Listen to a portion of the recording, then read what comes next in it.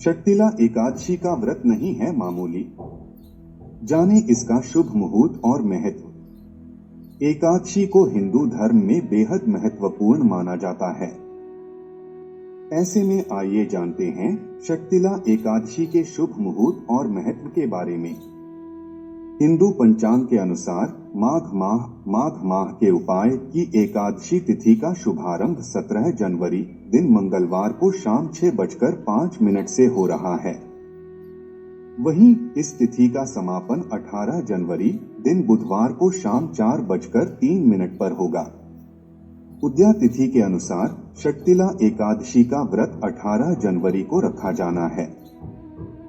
18 जनवरी को 4 शुभ योग बनने जा रहे हैं, जिनमें सर्वार्थ सिद्धि योग, ध्रुव योग, वृद्धि योग और अमृत सिद्धि योग शामिल हैं।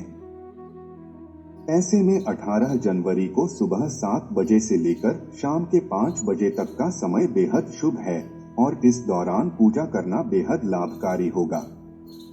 एकादशी का व्रत हमेशा अगले दिन द्वादशी को खोलना चाहिए। ऐसे में 19 जनवरी दिन गुरुवार को सुबह 7:14 से सुबह 9:21 तक के बीच में व्रत पारण किया जा सकता है। इस दौरान व्रत पारण करने से व्रत का पूर्ण फल मिलेगा। एकादशी का व्रत भगवान विष्णु के लिए रखा जाता है। मान्यता है कि शक्तिला एकादशी का व्रत रखने से भगवान विष्णु के मंत्र प्रसन्न होते हैं और अपना आशीर्वाद अपने भक्तों पर बरसाते हैं। साथ ही मां लक्ष्मी की भी कृपा व्यक्ति पर बनी रहती है। इस दिन व्रत रखने से अक्षय पुण्य की प्राप्ति होती है। शक्तिला एकादशी के दिन व्रत रखने से घर में सकारात्मकता बनी रहती है और घर के हर व्यक्ति को उत्तम स्वास्थ्य और सर्वोच्च सफलता प्राप्त होती है। इसके अलावा शक्तिला एकादशी के दिन रखा गया व्रत संतान की समृद्धि के लिए बेहद महत्वपूर्ण और शुभ फलदायक माना जाता है। भगवान विष्णु को क्यों कहा जाता है नारायण? जाने शास्त्रोक्त कारण। भगवान विष्णु को इस संसार के पालनहार के रूप में पूजा जाता है। भगवान विष्णु की आराधना से व्यक्ति के जीवन में सुख, समृद्धि और शांति स्थापित होती है। माना जाता है कि भगवान विष्णु के पूजन से व्यक्ति को मां लक्ष्मी का आशीर्वाद भी स्वतः ही प्राप्त हो जाता है। भगवान विष्णु के अनेकों भक्त हैं और उनके भक्त उन्हें विभिन्न नामों से पुकारते हैं। कोई उन्हें श्री हरि कहता है तो कोई नारायण। वहीं कुछ भक्त उन्हें लक्ष्मीपति के नाम से भी संबोधित करते हैं।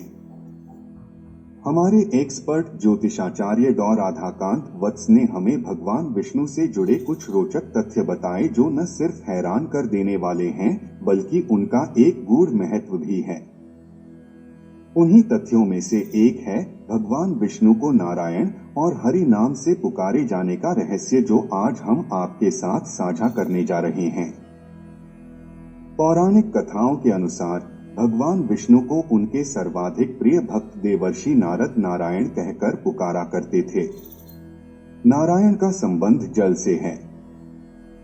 वैकुंठ धाम में क्षीर सागर के अतल गहराई में भगवान विष्णु वास करते हैं। जल का पर्यायवाची शब्द नीर है, जिसे संस्कृत भाषा में उपयोग करते समय कुछ विशेष स्थितियों में नर भी कहा जाता है, यानी कि अथाह नर या नीर की गहराई में निवास करने वाले नारायण। तो ऐसे पड़ा था भगवान विष्णु का नारायण नाम। भगवान विष्णु का एक नाम हरि भी है। हरि का अर्थ होता है हरने वाला और कुछ विशेष स्थितियों में हरि का अर्थ चुराने वाला भी माना जाता है। भगवान विष्णु पालनकर्ता के साथ साथ दुख हरता भी हैं।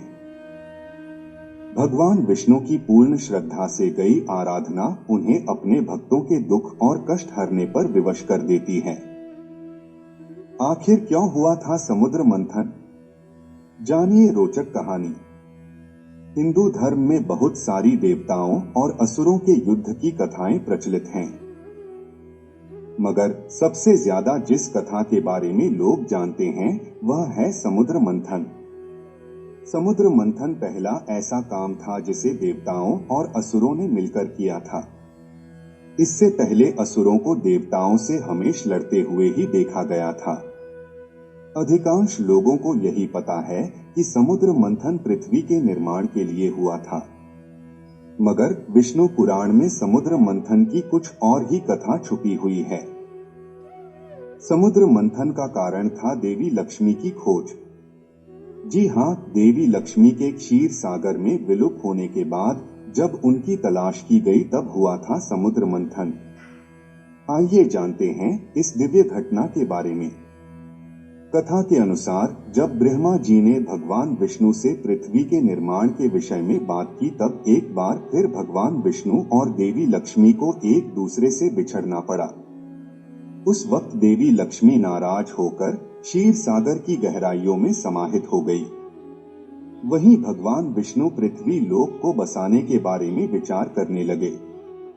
तब पृथ्वी के लगभग पूरे हिस्से में पानी ही पानी था। ऐसे में उसे बसाने के लिए बहुत सारी वस्तुओं की जरूरत थी। यह वस्तुएं क्षीर सागर में छुपे हुए थे। तब भगवान विष्णु ने तय किया कि वह समुद्र का मंथन कराएंगे, मगर इस मंथन के लिए न तो देवतागण तैयार थे और न ही वह इसे अकेले कर पाने में समर्थ थे। वहीं दूसरी तरफ देवी लक्ष्मी के रुष्ट होने से पूरे ब्रह्मांड में सभी देवता और असुर श्रीहीन हो गए थे। सभी चाहते थे कि देवी लक्ष्मी वापस आ जाएं। भगवान विष्णु ने तब देवताओं को श्री का लोभ और असुरों को अमृत का लोभ देकर समुद्र मंथन के लिए तैयार किया था। इसके बावजूद समुद्र को मथना आसान नहीं था। तब भगवान विष्णु ने अपनी माया से मंदार पर्वत को समुद्र के बीचों बीच ला खड़ा किया। इसके बाद मंदार पर्वत से समुद्र को मथने के लिए एक मजबूत रस्सी की जरूरत थी। तब भगवान विष्णु ने भगवान शिव से उनके गले में वास करने वाले नाग वासुकी को समुद्र मंथन के लिए देने के लिए आग्रह किया। इसके बाद बारी आई कि वासुकी के मुंह का हिस्सा कौन पकड़ेगा और पूंछ का हिस्सा कौन पकड़ेगा। वासुकी के मुंह से जहरीली हवा निकलती थी, मगर वह हिस्सा मजबूत था, वहीं पूंछ का हिस्सा कमजोर था। तब असुरों ने तय किया कि वह मजबूत भाग को पकड़ेंगे। हालांकि यह भगवान विष्णु की एक चाल थी। इसके बाद बारी आई कि मंदार पर्वत के भार को कौन उठाएगा। तब भगवान विष्णु ने कछुए का रूप धारण किया और अपनी पीठ पर मंदार पर्वत को रख लिया। तब कई वर्षों तक समुद्र मंथन का काम चलता रहा। तब जाकर सबसे पहले मंथन से हलाहल निकला। इसे भगवान शिव ने पी लिया। तभी से उन्हें नीलकंठ कहा जाने लगा। इसके बाद कामधेनु गाय, उच्चैश्रवा घोड़ा, ऐरावत हाथी, कौस्तुभमणि हीरा, कल्पवृक्ष पेड़ और ऐसे 13 रत्न निकले।